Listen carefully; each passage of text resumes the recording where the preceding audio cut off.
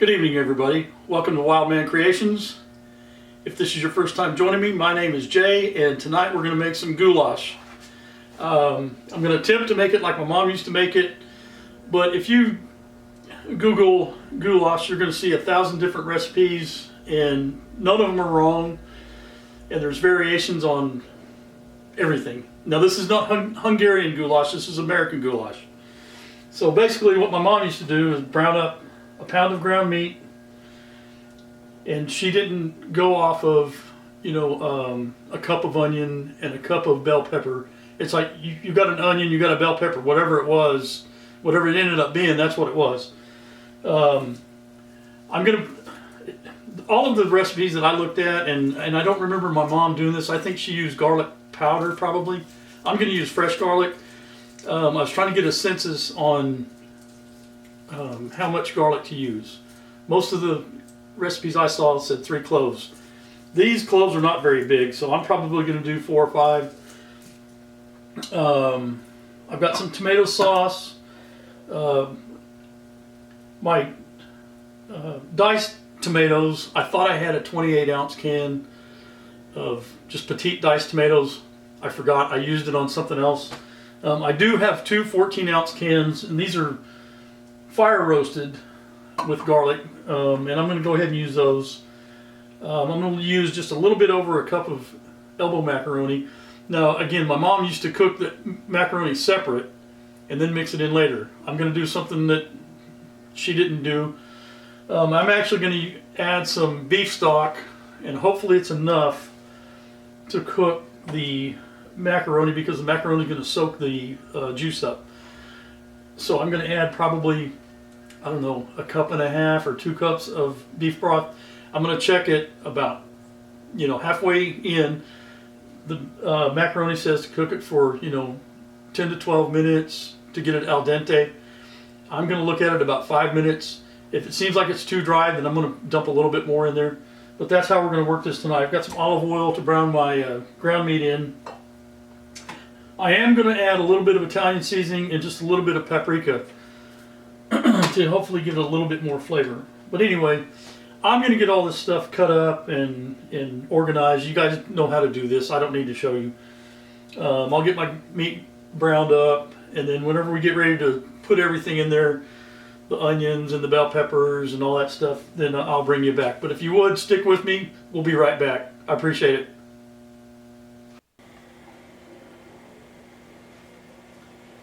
Okay, so we're going to brown our hamburger meat. I put a little bit of olive oil in there. You don't have to do that. It just, to me, it keeps it from sticking to the bottom on the initial when you first set it down in there.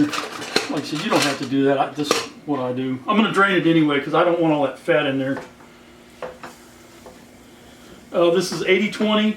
You don't have to use 80-20 if you don't want to. Normally I do the 73-27.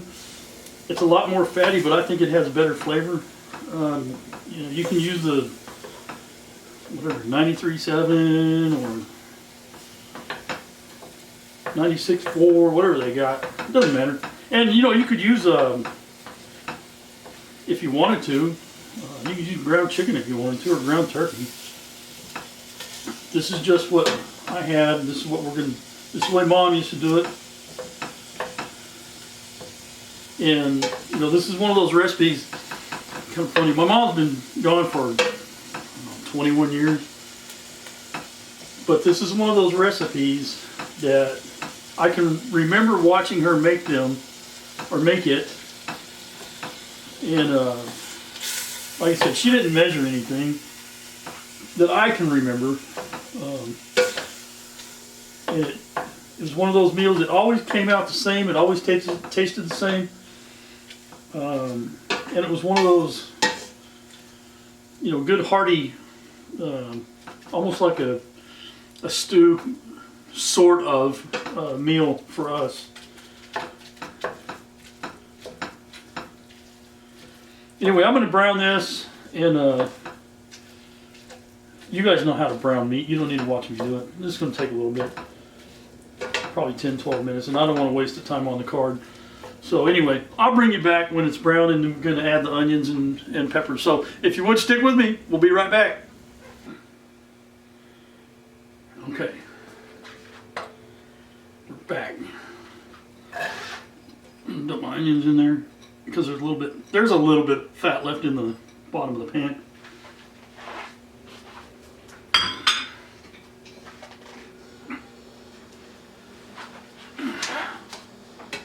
Dump my hamburger back in there.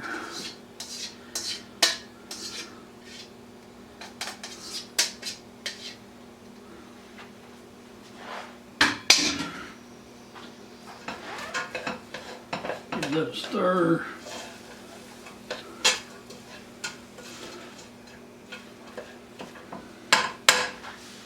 We're going to put our bell pepper in.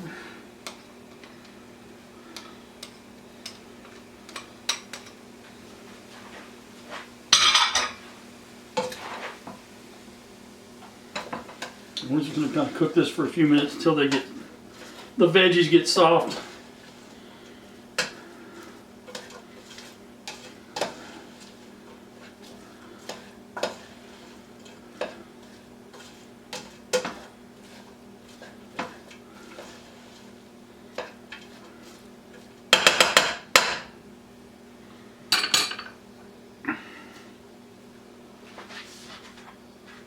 We put that garlic in there, about a gallon of it, because garlic goes good with everything. Like I said before, y'all have heard me, garlic and onions would be good on a bowl of Fruit Loops, okay?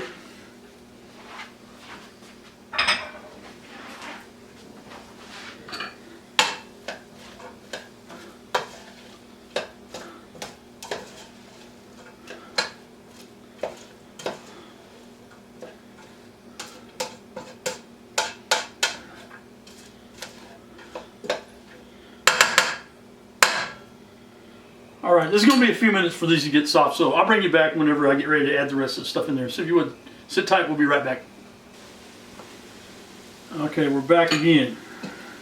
It's been sauteing for, I don't know, 5, 6, 7 minutes.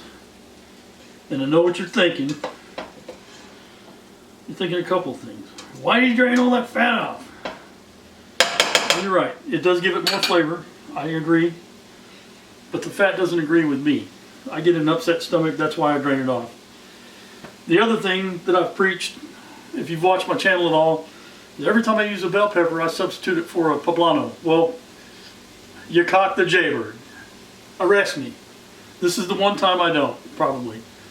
It's just, to me, this is one of those, I don't know, memory things, I guess, that makes me think about my mom. And the way she used to cook, and it just, I gotta have it in this. So anyway, again, I screwed up. I thought I had a 28-ounce can of diced tomatoes. I didn't, but luckily I had two 14-ounce cans of fire roasted tomatoes. I don't think it's gonna hurt anything, but I'm gonna add both of them. 15-ounce can of tomato sauce.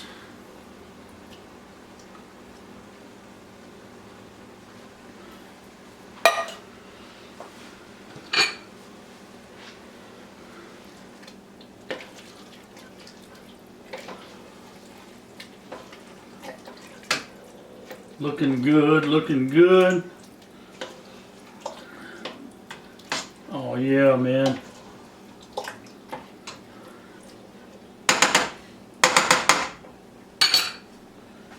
All right, now we are going to take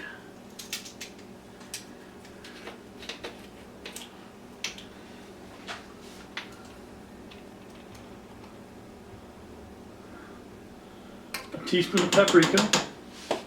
I probably should have done the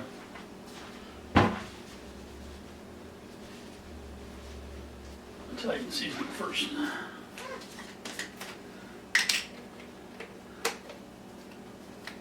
And we're going to do a little of Italian seasoning. Come on.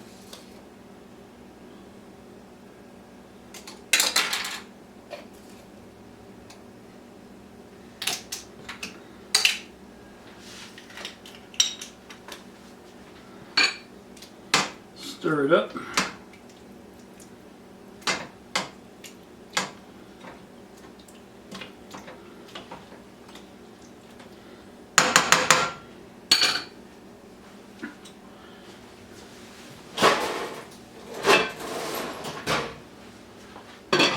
We're going to cover that and let it kind of steep for about 15 minutes. So if you would hang around, we'll be back. Then we're going to add some beef broth and the noodles, and then we're going to let it cook for about 10 or 12 minutes. We'll check it. But anyway, stick around. We'll be right back. Okay, kids, it's been about 10 minutes. And yes, I've been constantly stirring this throughout that time because I don't want the bottom to burn. And first thing I'm going to do is I'm going to put in some elbow macaroni. And let me say this, if you don't have elbow macaroni, you can use shells. You can use the salad macaroni. I think it's called diatini. I mean, my goodness, if you're really in a bind, you could use linguine or spaghetti. Farfalle, or how's it, farfalle, whatever how you say it.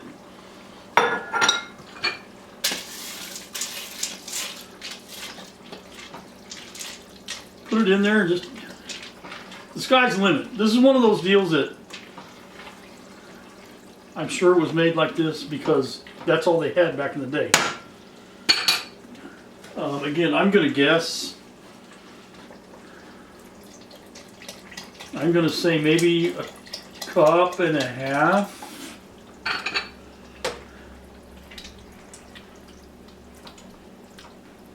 And you could certainly use water or chicken stock. I don't think that's enough.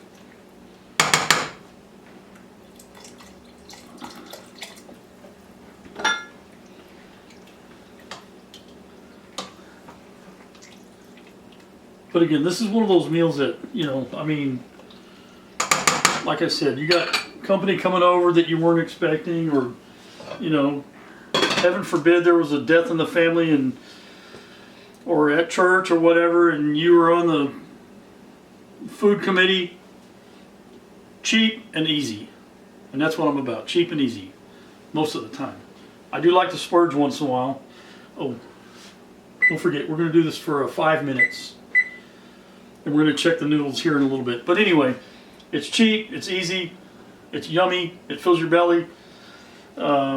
It's one of those, you know, you can eat it all year round. I mean, I really like it in the wintertime. So anyway, if you would, hang around. We'll be back here in a little bit. We'll check back in about 5 minutes, see what it looks like, and then we'll go from there. Hang around. Okay, we're pretty much at the 5 minute mark.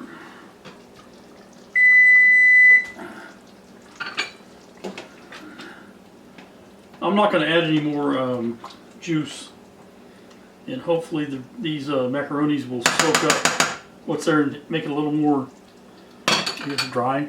So if y'all would hang around, we'll be back here in just a minute. About, I don't know, I'm going to let it cook about 5 or 6 more minutes, and then we'll look again. Hang out. Okay, we're right at another 6 minutes. I'm going to shut the fire off temporarily. Give her a little stir. That's something else too. You need to open it up every minute or so and stir it to keep the pasta from sticking to the bottom. Ooh, there's one right there. That's what I wanted to check, see if it's done or not.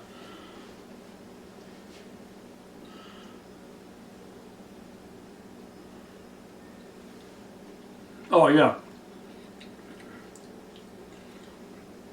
Yeah, that's done. Okay, hang on, boys and girls.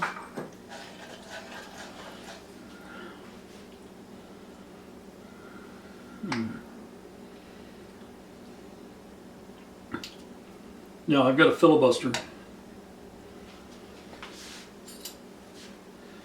What do you want to talk about now?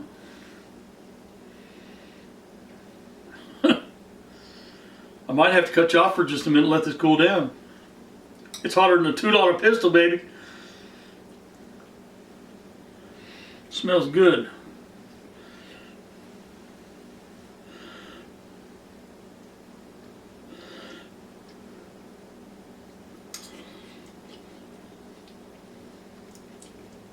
Yeah, we're gonna have to let that cool off.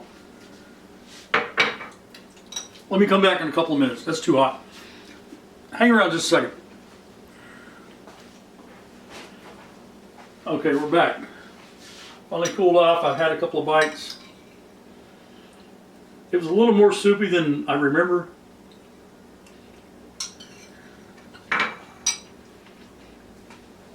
But the flavor is there. And what I did while y'all weren't looking is I added, I don't know if you can tell the difference. This is kind of how soupy that is. I added some more macaroni to this and just kind of let it steep. So it's a lot more stiff than what it was.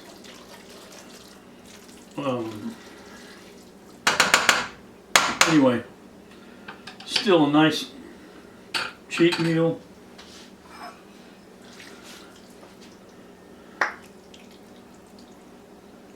Who couldn't enjoy a bowl of that? I don't know. See the difference. This one's a little more stiff than this one is. But anyway, I appreciate you guys spending your time with me. If you would hit the subscribe button, hit the like button. It helps the channel out. Doesn't cost you anything. Leave comments if you want. And again, like I said, if you look up the recipe, you're going to find 1,000 different variations. This is pretty much the way my mom made it, with the exception of maybe adding the Italian seasoning and the paprika. But anyway, it's a good meal, cheap and easy. Spread it around, have your friends over. Y'all hang around. We'll be back next week with something else. I don't know what it's going to be, but I'm sure it's going to be pretty good. See ya.